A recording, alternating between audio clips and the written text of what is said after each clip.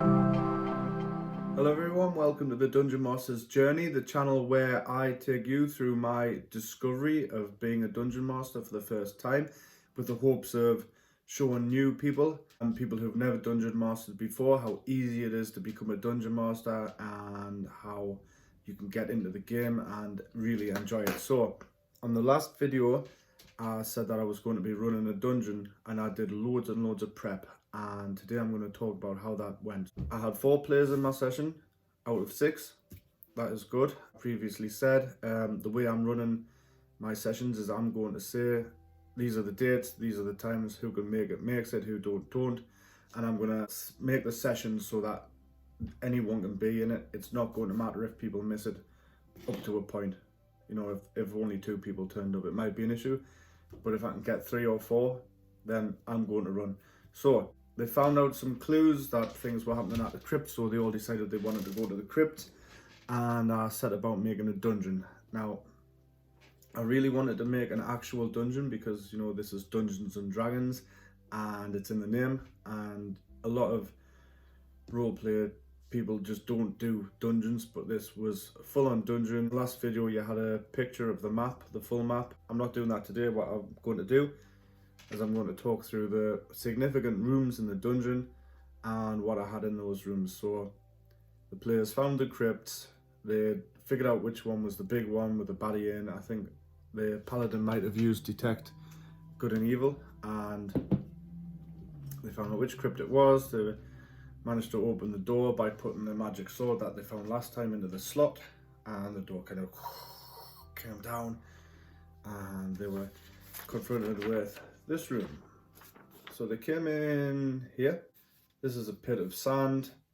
There's a ledge around the outside, and here's a pile of rubble. On there was chained 2 skeletons with bows and arrows. There was a door here, unlocked, and a corridor here. And behind this piece of rubble was another door. So why was this interesting? So I made them roll initiative because it was a combat. The barbarian, as I thought, would just try and run at the skeletons. There was a trap in the side of the wall. When they stand on a pressure plate, a block just goes, shoots out the wall. Pretty hard dex check to try and dodge.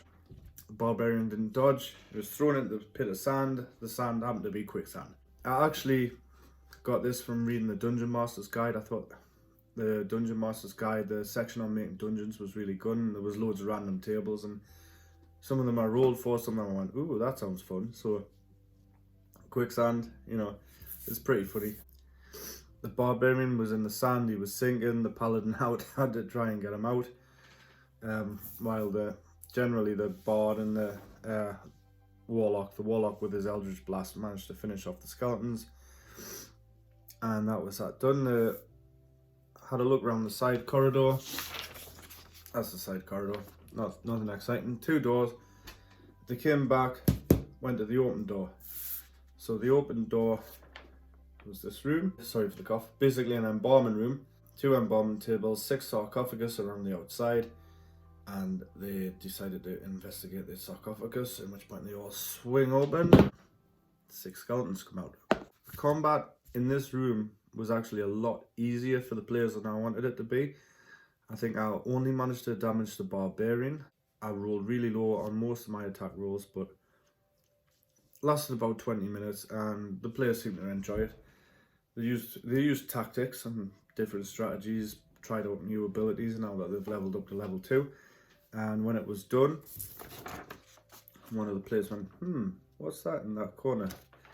They went into that room, noticed that there was a crack in the back wall with some like kind of dark light coming through it. The barbarian took a swing at it with his axe. He didn't roll high enough on his check, didn't break through the wall, and they decided to leave it. And they went to go look at the other rooms. Eventually, after about 10 minutes of figuring out that they could pick a simple lock without lock-picking tools, I think the barbarian actually just forced all the doors with their axes. The statue room, as I called it. So this room was in total blackness, like magical blackness. The warlock threw a torch in and it just kind of soaked the light up. So the players walked into the room and rolled initiative, but there was no baddies there, and they were like, what's going on here? So they were rolling perception checks, and if they beat a DC 15 perception, the shade would show up. So they fought 3 shades, but what was great was the shades can, or shadows I think they're called in the monster manual, can come in and out of existence. Like they can disappear and reappear in shadows, and because the room was pitch black, they just do what they wanted. Even with dark vision, it was really difficult to see in this room. So they kind of figured out, because there was 3 statues, there would be 3 shadows, and yeah, that was right. You know, this is the kind of clues that I'm given.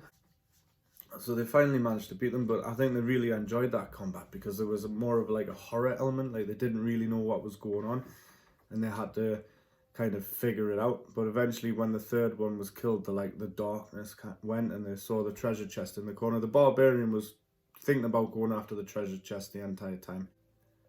It was actually the paladin who took the contents. So the contents were 10 axe heads, 10 steel axe heads, a bit rusty, with a note saying basically, this is all I can offer you. I hope it's enough, to the wizard Arclighter. So the players were like, 10 axe heads, that's junk, we're just gonna leave it. And then the paladin's like, no, I might be able to trade it to get my shield back. And he was like, and I'm like, that weighs £100. And he's like, what, £100? I'm like, well yeah, £10 an axe head's fairly reasonable. So instead of putting them in his backpack, he wrapped them in his like blanket, his sleeping cloth, whatever it is, wrapped it around himself like a Russian World War II soldier. I thought, yep, good roleplay. I'll let him crack on, no hindrance. Good. There is a statue on the far side of a wizard. You kind of guessed, yeah, Wizard Arclighter, that's him. Spikes all over the ceiling, and the room is randomly very clean. No dust, no insects, no rats, nothing like that. A paladin steps into the room, because they read a message about, you give me your strength, I'll give you mine. It was something along the lines that I haven't actually got those notes right in front of us. And they're like, oh, the statue's arms out in supplication, we'll give it something. But as soon as they walked into the room, the gravity flipped, and the players started to get drawn up towards the ceiling. The warlock grabbed onto the paladin, and the bard grabbed onto the warlock, and they were made like a line trying to hold each other. And then the barbarian eventually just threw the warlock to the other side of the room. They were holding on to each other, and they had a rope, and they managed to do it. And eventually, instead of giving the statue the axe heads, which I thought they would do, they put the magical sword on, which it had the same result. They got a silver coin about this big. One side had a shield on it, and the other side had a sword with a dragon entwined. There wasn't really a message there, but they were like, all right, this is okay. Now what this coin did, the players didn't know this, and I don't think they figured it out, but when they got to the next room with the big bad, the end boss of this dungeon, the mummy wouldn't attack whoever was holding this coin. Here we go. The main room, if you notice, what they did was they actually spent half an hour moving rubble out of the door when they could have came through a hole in the wall if they'd beat like where that dark light crack was coming from, but they didn't do that, but that's okay. So the mummy was on an altar. There was 4 black metal pillars. There was a stream of like black smoky magic coming from each pillar to the mummy's crown. The mummy had like a black crown on. The players figured out really quickly that if they destroyed these pillars, the mummy's magic would go. The bard actually cast Tasha's hideous laughter on the mummy. Now the mummy had a really low wisdom. The mummy spent 4 turns lying on the floor whilst the players smashed all of these pillars. The mummy couldn't do anything about it, so the mummy, when they eventually got up, they used a ray of enfeeblement on the paladin, chilled touch, maybe on the bard, and he wasn't attacking the barbarian because of the coin, and the barbarian managed to crit the mummy for about 26 damage to finish the mummy off and chopped its head clean off, which was fine. What did I learn? Fact 1, if I haven't laid the rooms out in order, the players can just go through in any order. At one point I was worried that they would break through that crack in the wall and just go to the end boss without going through the rest of it. That's on me. So from now on I'll know if I have clues and things going in the right order, I need to say that. Secondly, the combat rating system doesn't seem to give the players a challenge. So the players were level 2, so I was statting my enemies at like challenge rating 2, and I didn't knock any player unconscious once.